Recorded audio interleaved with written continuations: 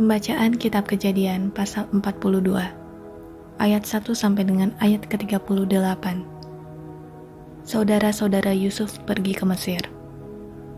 Setelah Yakub mendapat kabar bahwa ada gandum di Mesir, berkatalah ia kepada anak-anaknya, "Mengapa kamu berpandang-pandangan saja?" Lagi katanya, "Telah kudengar bahwa ada gandum di Mesir.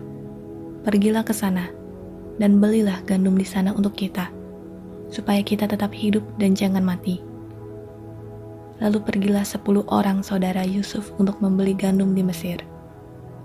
Tetapi Yakub tidak membiarkan Benyamin, adik Yusuf, pergi bersama-sama dengan saudara-saudaranya, sebab pikirnya, jangan-jangan ia ditimpa kecelakaan nanti. Jadi di antara orang yang datang membeli gandum, terdapatlah juga anak-anak Israel, sebab ada kelaparan di tanah Kanaan. Sementara itu, Yusuf telah menjadi mangku bumi di negeri itu. Dialah yang menjual gandum kepada seluruh rakyat negeri itu. Jadi ketika saudara-saudara Yusuf datang, kepadanya lah mereka menghadap dan sujud dengan mukanya sampai ke tanah. Ketika Yusuf melihat saudara-saudaranya, segeralah mereka dikenalnya, tetapi ia berlaku seolah-olah ia seorang asing kepada mereka. Ia menegur mereka dengan membentak, katanya, "Dari mana kamu?" Jawab mereka, "Dari tanah Kanaan untuk membeli bahan makanan." Memang Yusuf mengenal saudara-saudaranya itu, tetapi dia tidak dikenal mereka.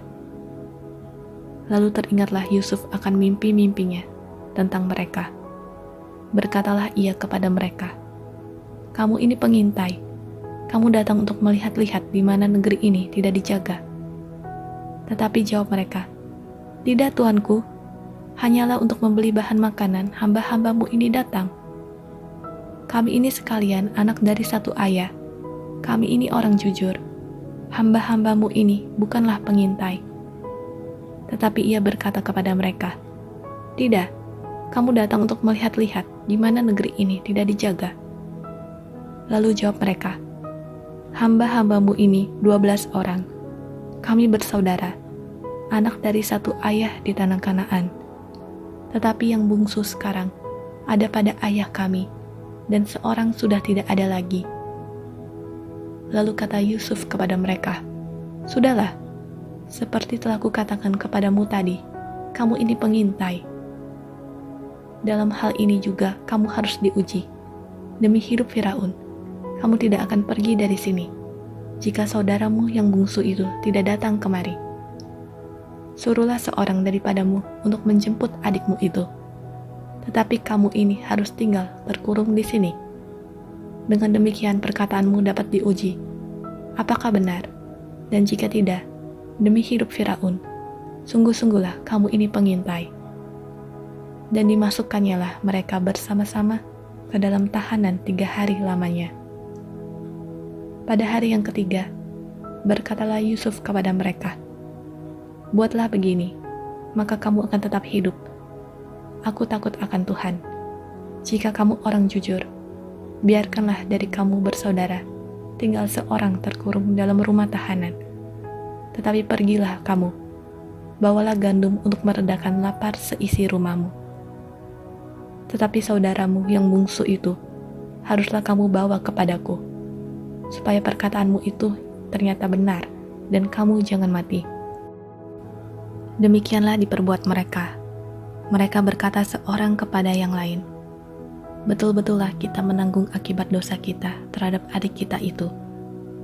Bukankah kita melihat bagaimana sesak hatinya ketika ia memohon belas kasihan kepada kita?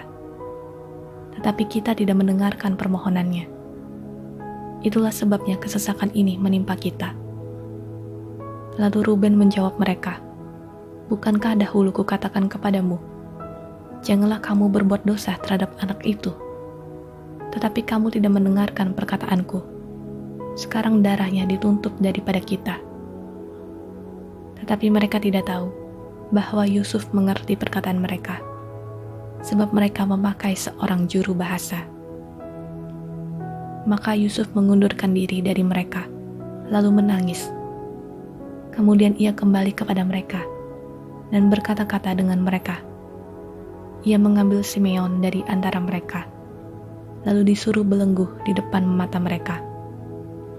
Sesudah itu Yusuf memerintahkan bahwa tempat gandum mereka akan diisi dengan gandum, dan bahwa uang mereka masing-masing akan dikembalikan ke dalam karungnya, serta bekal mereka di jalan akan diberikan kepada mereka.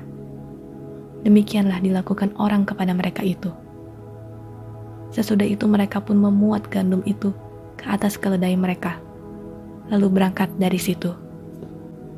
Ketika seorang membuka karungnya untuk memberi makan keledainya di tempat bermalam, dilihatnya lah uangnya ada di dalam mulut karungnya.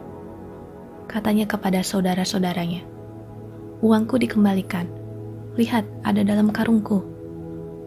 Lalu hati mereka menjadi tawar, dan mereka berpandang-pandangan dengan gemetar, serta berkata, "Apakah juga yang diperbuat Tuhan terhadap kita?"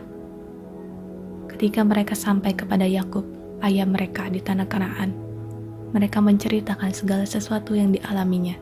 Katanya, "Orang itu, yakni yang menjadi tuan atas negeri itu, telah menegur kami dengan membentak dan memperlakukan kami sebagai pengintai negeri itu.